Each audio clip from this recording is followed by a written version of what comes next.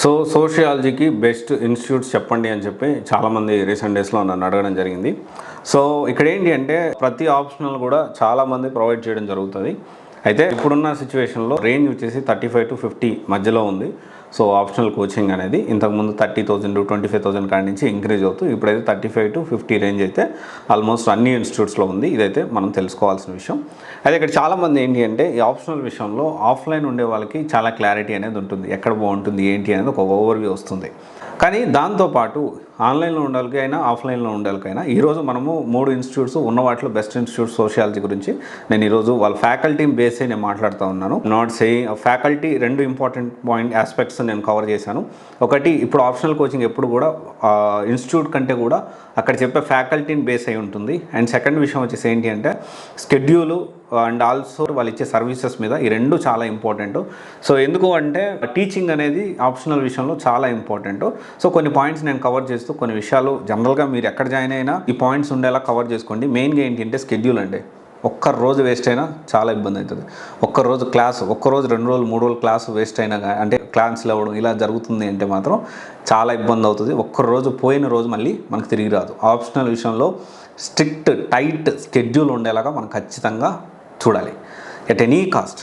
దీనిలో అయితే గుర్తుపెట్టుకోండి.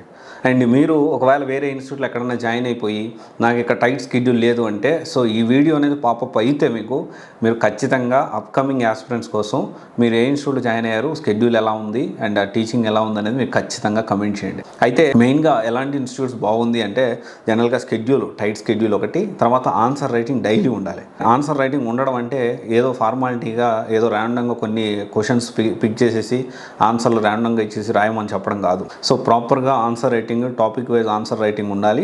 ఆ ఆన్సర్ రైటింగ్ని ఎలాబరేట్ చేస్తూ దాన్ని 1-to-1 గైడెన్స్ ఇచ్చేలాగా ఉండాలి. అండ్ ఎక్కడ పాజిటివ్స్ ఉన్నాయి, ఎక్కడ నెగిటివ్స్ ఉన్నాయి. ఎందుకంటే ఇప్పుడు ఆల్మోస్ట్ ప్రిలిమ్స్ క్లియర్ చేశారంటే ఈ 15 మందిలో ఈ మెయిన్స్ ప్రిపేర్ అయ్యే ప్రిలిమ్స్ క్లియర్ చేసిన తర్వాత మెయిన్స్ ప్రిపేర్ అయ్యే 15 మందిలో ఒకరు ఒక మంచి సర్వీస్ కొట్టేదానికి అవకాశం ఉంటుంది. సో ఖచ్చితంగా ఇన్స్టిట్యూట్స్ కూడా దీని మీద ఫోకస్ చేయాల్సిన అవసరం ఉంది. చాలా క్లోజ్డ్గా వాచ్ చేయాల్సిన అవసరం, క్లోజ్డ్గా వాళ్ళకి మెంటారింగ్ ఇవ్వాల్సిన అవసరం ఉంది. తర్వాత వచ్చేసి 1-to-1 సెషన్ ఉండాలి. అండ్ ఇంకోటి వచ్చేసి లిమిటెడ్ బ్యాచ్ ఉండాలండి. మినిమమ్ నేనేమంటానంటే ఆప్షనల్ కోచింగ్ అంటే 100 మందిని పెట్టడం కూడా కరెక్ట్ కాదు. నేనేమంటానంటే 30 మంది నుంచి 40 మంది మ్యాక్సిమం. ఎందుకంటే 40 మందికి కూడా కరెక్ట్గా ఫోకస్ చేసి దాంట్లో 3-4 ర్యాంకులు వచ్చినా కానీ ఇన్స్టిట్యూట్కి ఉపయోగపడుతుంది. అండ్ తక్కువ మందిని తీసుకుంటే వీళ్ళకి కూడా ఉపయోగపడుతుంది, నా ఒపీనియన్ ఇది. అండ్ తర్వాత వచ్చేసి గ్రూప్ డిస్కషన్ పెట్టాలి. సో అప్పుడు ఏంటి అంటే ఎవరు ఎంతవరకు ఉన్నారు ఏంటి అనేది తెలుస్తుంది. అండ్ తర్వాత వచ్చేసి దీనికి సంబంధించి ప్రతిరోజు మెంటారింగ్ కానీ లేకపోతే డౌట్స్ క్లియరెన్స్ సెషన్ కానివ్వండి అండ్ ఎప్పటికప్పుడు అందుబాటులో ఉండడం కానివ్వండి, ఆన్సర్ రైటింగ్ కానివ్వండి, ఇవన్నీ మనం ప్రాపర్గా చూసుకోవాల్సిన అవసరం ఉంది. అండ్ అన్నిటికంటే ఇంపార్టెంట్ ఆస్పెక్ట్ ఏంటి అంటే చెప్పేది ఎవరు, వాళ్ళ బ్యాక్గ్రౌండ్ ఏంటి, వాళ్ళు ప్రీవియస్గా వాళ్ళ రికార్డ్స్ ఏంటి, వాళ్ళ క్లాసులు బాగా అర్థమవుతాయా లేదా, ఇన్డెప్త్గా చెప్తున్నారా లేదా. ఇంకోటి వచ్చేసి ఏంటి అంటే ఆన్సర్ రైటింగ్ విషయం చూసుకుంటే చాలామంది ఫ్యాకల్టీ కాకుండా అక్కడ ఏదో టీమ్ తోటి చేయించడం అనేది కరెక్ట్ కాదు. ఓకే, గుర్తుపెట్టుకోండి. సో ఇవన్నీ కన్సిడర్ చేసుకొని మీరు ఏ ఇన్స్టిట్యూట్లో అయినా జాయిన్ అవ్వచ్చు. బట్ స్టిల్ ఏ ఇన్స్టిట్యూట్ అయినా యాస్పిరెంట్స్ గుర్తుపెట్టుకోండి, upcoming aspirants, if any institute is not maintaining schedule మనం అందరం అలాంటి ఇన్స్టిట్యూట్స్ని బాయ్కాట్ చేయాల్సిన అవసరం ఉంది. ఏదో ఒక మంచి పెట్టేసేసి ఒక యూట్యూబ్లో కొన్ని వీడియోస్ చేసేసి అసలు ఎక్స్పీరియన్స్ లేకుండా ఉన్న వాళ్ళని కూడా తీసుకొచ్చి చెప్పేస్తున్నారు. ఇప్పుడు ఎలా ఉంటుందంటే నేను సోషల్ స్టూడెంట్ అండి. ఓకే, నేను సోషల్ స్టూడెంట్ని. నేను సోషల్ ఇప్పుడు ఏ టాపిక్ గురించి నేను ఇన్డెప్త్గా నేను ఒక ప్రిపేర్ అయ్యానంటే డెఫినెట్లీ నేను దాన్ని బాగా ఎక్స్ప్లెయిన్ చేయగలుగుతాను. It doesn't mean that I'm very good expert, లేకపోతే నేను సోషియాలజీలో లేకపోతే సోషల్ సంబంధించిన డిఫరెంట్ సబ్జెక్ట్స్లో లేకపోతే ఈ జియోగ్రఫీ కానివ్వండి, హిస్టరీ కానివ్వండి, వీటి సైడు నేను ఎక్సలెంట్గా టీచర్ని అయిపోను. నేను ఖచ్చితంగా చెప్తున్నా. మనం ఏంటి అంటే స్టూడెంట్స్ పాయింట్ ఆఫ్ వ్యూలో మనం ఇక్కడ యూపీఎస్సీ సిలబస్ని అర్థం చేసుకొని దాని పాయింట్ ఆఫ్ వ్యూలో ఇక్కడ టీచ్ చేయడం అనేది చాలా ఇంపార్టెంట్ అనే విషయం మర్చిపోద్దు.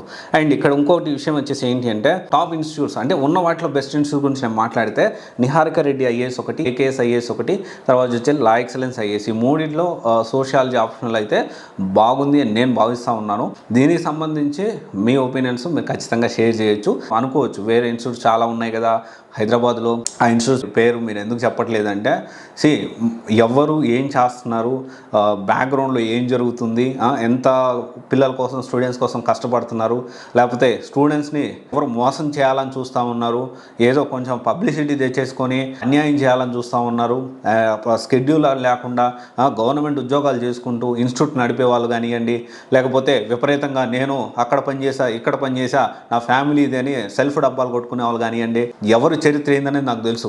ఓకే, నేను ఇక్కడ క్లియర్గా చెప్తున్నా, I'm sending you clear message to every institute. So మీరు ప్రాపర్గా స్టూడెంట్స్ కోసం కష్టపడితే మీరు మార్కెట్లో నిలబడతారు, మీ దగ్గర 10 మంది పిల్లలు వచ్చి జాయిన్ అవుతారు.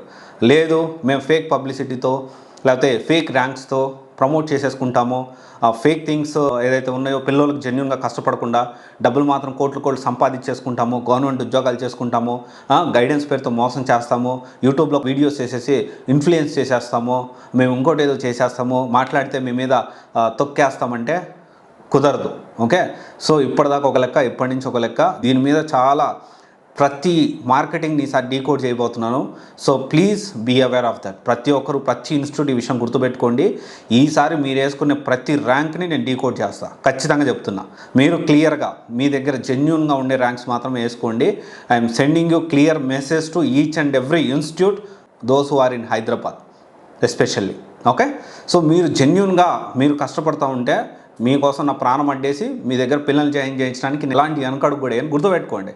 I don't need anything except పిల్లలకి న్యాయం జరిగేది దానికి తప్ప. ఓకే, గుర్తుపెట్టుకోండి. Thank you. ఈ 3 ఇన్స్టిట్యూట్స్ అయితే బాగున్నాయండి. దీంట్లో ఒకవేళ మీకు ఈ పాయింట్స్ ఒకవేళ మీకు నచ్చకపోతే, లేదన్నా మీరు చెప్పింది ఈ పాయింట్ కరెక్ట్ లేదు ఏమైనా ఉన్నా కానీ నేను కరెక్ట్ చేసుకుంటాను, దాని గురించి ఎలాంటి ప్రాబ్లం లేదు. ఓకే, ఉన్న వాటిలో ఫ్యాకల్టీ పరంగా చూసుకున్నా, సర్వీస్ పరంగా చూసుకున్నా, this 3 are very good and best faculty ఉన్నారు. ఈ ఆప్షనల్ విషయం చూసుకుందాం. ఆప్షనల్ గురించే నేను మాట్లాడుతున్నాను, ఎస్పెషల్లీ సోషియాలజీ ఆప్షనల్ గురించే నేను ఈ వీడియోలో మాట్లాడుతున్నాను. Okay, thank you.